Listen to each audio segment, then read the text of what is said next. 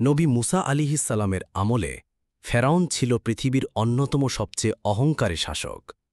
সে নিজেকে প্রভু দাবি করত। তার রাজপ্রাসাদে বহু দাসদাসী কাজ করত। সেই প্রাসাদের একজন দাসী ছিলেন মাসিতা। আল্লাহ তাকে হিদায়েত দান করেছিলেন, আর তিনি গোপনে মুসা আলিহিসাল্লামের আনা তাওহিদের দাওয়া গ্রহণ করেছিলেন, অর্থাৎ তিনি মুসা আলিহিসাল্লামের দ্বীনের অনুসারী ছিলেন। ফেরাউনের দাসীর জীবনে ঘটে যাওয়া নির্মম ঘটনাটি দর্শকদের সামনে তুলে ধরছি। ইসলাম গ্রহণের জন্য মিশরের তৎকালীন রাজা ফেরাউন তার দাসী ও স্ত্রী আসিয়াকে নির্মম শাস্তি দিয়েছিলেন। তাহলে আসুন ফেরাউনের দাসীর হৃদয়স্পর্শী কাহিনী শুরু করা যাক। দাসী তার ঈমানের কথা গোপন রাখতে চেষ্টা করে, কিন্তু সম্ভব হয়নি। সে চেয়েছিল এ সংবাদটি কেউ না জানুক, অন্তত খোদার দাবিদার মহাপাপী ফেরাউন। কিন্তু তাও পারা যায়নি। একসময় ফেরাউনের কানেও পৌঁছে যায় দাসীর ঈমান আনয়নের সংবাদ। যেভাবে ফেরাউন জানতে পারে দাসীর ঈমান আনার ঘটনা। অনেক দিন ধরে তিনি ঈমান লুকিয়ে রাখেন, কিন্তু একদিন মাসিতা ফেরাউনের কন্যার মাথা আঁচড়াচ্ছিলেন।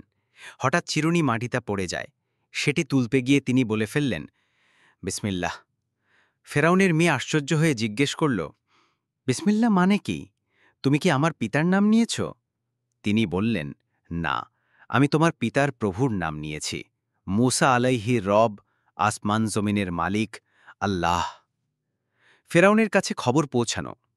রাজকন্যা ঘটনাটি বাবাকে জানালে ফেরাউন ক্রোধান্বিত হল। সে দাসীকে জিজ্ঞেস করল, হে দাসী, তুমি কি মুসার প্রভুকে ঈমান এনেছ? মাসিতা উত্তর দিলেন, হ্যাঁ, আমি মুসার প্রভুকে বিশ্বাস করি। তিনিই আমার প্রভু, তোমার প্রভু, সমস্ত জগতের প্রভু। দাসী অকপটে সবকিছু স্বীকার করে, সুতরাং আর যাই কোথায়। ফেরাউন দাসীকে বলে, আমাকে খোদা মান, না হলে তোর পরিবারকে হত্যা করব। কিন্তু দাসী তাতে দমে যায়নি। সে বলল, আপনি যা খুশি করেন, আমি আপনাকে খোদা মানব না। ফেরাউন রেগে তার গার্ডদের বলল, যাও, দাসীর পরিবারের সবাইকে ধরে নিয়ে আসো। দাসীর ছিল 2 কন্যা, তন্মধ্যে একজন দুগ্ধপায়ী শিশু। তাদের ধরে নিয়ে আসা হল। ফেরাউন তার গার্ডদের একটি বড় পাত্রে তেল গরম করতে নির্দেশ দেয়। তেল টকবক করে ফোটাতে শুরু করলে দাসীকে সম্বোধন করে সে বলে, আমাকে খোদা মানো, নইলে তোমার সন্তানরা এখনই দুনিয়া থেকে চিরতরে বিদায় নিবে। তাদেরকে আমি এই ফুটন্ত তেলে ডুবিয়ে মারব, নির্মমভাবে হত্যা করব, তারপর মারব তোমাকেও। সুতরাং ভেবে দেখো, মশার খোদাতে খোদা মানবে নাকি আমাকে? ফেরাউনের কথায় দাসীর ঈমান বিদ্যুতের ন্যায় জ্বলে ওঠে, ঝড়ের ন্যায় বেগবান হয়। সে অবিচল কণ্ঠে বলে, আরে মিথ্যা খোদা, আমার তো মাত্র 2টি মেয়ে। যদি আমার আরও কয়েকজন মেয়ে থাকত, তাদেরকেও আমি খোদার রাহে বিসর্জন দিতাম, উৎসর্গ করতাম, তবু তোর মতো নাফরমানের আনুগত্য স্বীকার করতাম না।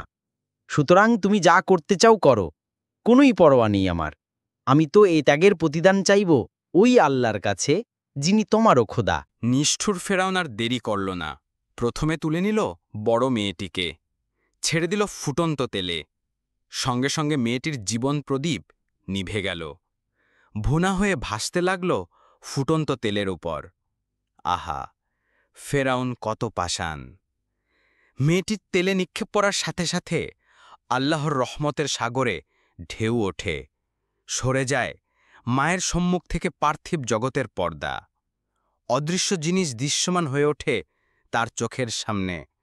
মা পরিষ্কার দেখতে পায় মেয়ের রূহ তার শরীর থেকে আলাদা হয়ে উড়ে যাচ্ছে আকাশ পানে, আর যেতে যেতে বলে যাচ্ছে, ধৈর্য ধরো মা, বেহেশতে দেখা হবে। এবার দ্বিতীয় মেয়ের পালা, দুগ্ধপায়ী শিশুর পালা, বুকের মানিকের পালা, নারী ছেঁড়া ধনকে নিষ্ঠুরভাবে হত্যা করলার পালা। কঠিন প্রাণ ফেরাউন আবার এগিয়ে যায় মায়ের দিকে, কেড়ে নেয় বুকের মানিককে, ছেড়ে দেয় ফুটন্ত তেলে। মা তাকিয়ে দেখেছে তার চোখের সামনে তার কলিজার টুকরা সন্তান উত্তপ্ত তেলে ভাজা ভাজা হচ্ছে। ওহ, কি নির্মম দৃশ্য, কি হৃদয় বিদারক চিত্র! পুনরায় উঠে গেল অদৃশ্যের পর্দা। মা দেখল দুগ্ধপায়ী শিশুটির আত্মাও চলে যাওয়ার সময় বলছে, মা, ধৈর্য ধরো, তোমার জন্য অপেক্ষা করছে মহাপুরস্কার। ওই দেখো বেহেশত, আমরা শীঘ্রই মিলিত হব বেহেশতের বালাখানায়। সবশেষে মায়ের পালা। দাসী মরার আগে বলল, আমার একটা শেষ দাবি আপনি রাখবেন? ফেরাউন বলল, কি দাবি? সে বলল, আমারও আমার মেয়েদের হাড়গুলো একত্রে মাটিতে পুঁতে রাখবেন। ফেরাউন বলল, ঠিক আছে, রাখব। তারপর নরপশু ফেরাউন তাকেও ডুবিয়ে দিল ফুটন্ত তেলে, হত্যা করল নির্মমভাবে। 2 কন্যার জীবন গেল, নিজের জীবনও উৎসর্গ করল। তবু দাসী ঈমান ছাড়ল না, আনুগত্য স্বীকার করল না নিষ্ঠুর ফেরাউনের। ফেরাউন তার গার্ডদের বলল, তাদের হাড়গুলো একত্র করে মাটিতে পুঁতে রাখো। উত্তপ্ত তেলের পাত্রে ভাজা ভাজা হয়ে হাড্ডিগুলো একত্র করে মাটিতে পুঁতে রাখল। এই ঘটনার প্রায় 2000 বছর পর মেরাজে যাচ্ছিলেন প্রিয়নবী সাল্লাল্লাহু আলাইহি ওয়াসাল্লাম। তিনি যখন বাইতুল মুকাদ্দাস থেকে আকাশের দিকে যাত্রা করেন, তখন মাটির নিচ থেকে বেহেশতের সুঘ্রাণ এসে তাকে বিমোহিত করে। এই পাগল করা খুশবু পেয়ে অভিভূত হন তিনি। বিস্ময়ে ভরা কণ্ঠে জিজ্ঞেস করেন, জিব্রাইল, বেহেশতের খুশবু পাচ্ছি, কোত্থেকে আসছে এই খুশবু? কোত্থেকে আসছে এই সুঘ্রাণ? জিব্রাইল আলাইহিসসালাম বলেন, আজ থেকে 2000 বছর আগে এক ঈমানদার দাসীকে তার 2 কন্যাসহ ফুটন্ত তেলে ডুবিয়ে হত্যা করেছিল নিষ্ঠুর ফেরাউন। তারপর তাদের হাড়গুলো পুঁতে রেখেছিল মাটিতে। আপনি এখন যে সুবাস পাচ্ছেন তা ওইসব হাড় থেকেই বিচ্ছুরিত সুবাস। সুবহানাল্লাহ।